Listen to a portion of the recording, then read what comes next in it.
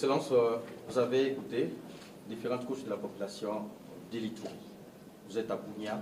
Quel lecture faites-vous de la situation sécuritaire à Lituri? Oui, comme vous l'avez suivi depuis maintenant 2 jours, je suis dans la zone. J'ai commencé par la province du Nord Kivu, où nous sommes venus pour une évaluation de l'état de siège.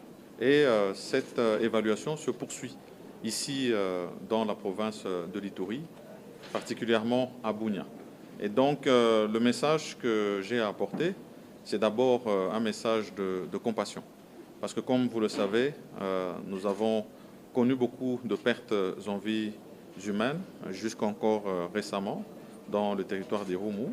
Et paix à leurs âmes et condoléances à ces familles encore attristées.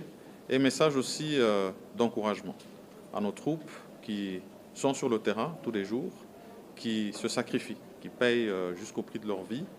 Et c'est à saluer et à encourager dans le cadre du travail sécuritaire qui se fait.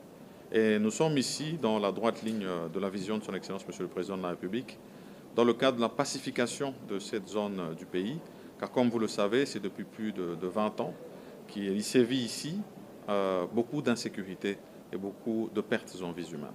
Et ici, ce que nous avons fait, comme nous l'avons fait aussi hier, c'était d'abord d'avoir des éléments au niveau du Conseil de sécurité.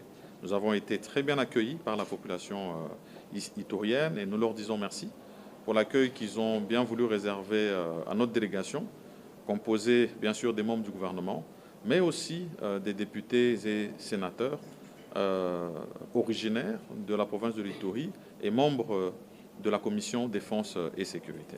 C'était l'occasion pour nous d'avoir des éléments à date des opérations telles qu'elles sont menées dans le cadre de l'état de siège. Mais pour pouvoir approfondir au fait la question, nous avions besoin d'échanger aussi avec les autres couches de la population. Donc bien sûr, nous avons eu à échanger notamment avec les membres de l'Assemblée provinciale ainsi que du gouvernement qui sont en veille. Nous avons eu à échanger avec les humanitaires, avec la société civile, avec la FEC, et bien sûr les chefs coutumiers.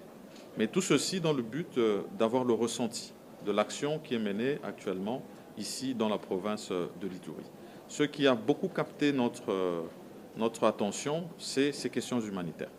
Vous avez remarqué qu'à cause des opérations sur le terrain, nous avons beaucoup de déplacés et ça nécessite vraiment que le gouvernement s'implique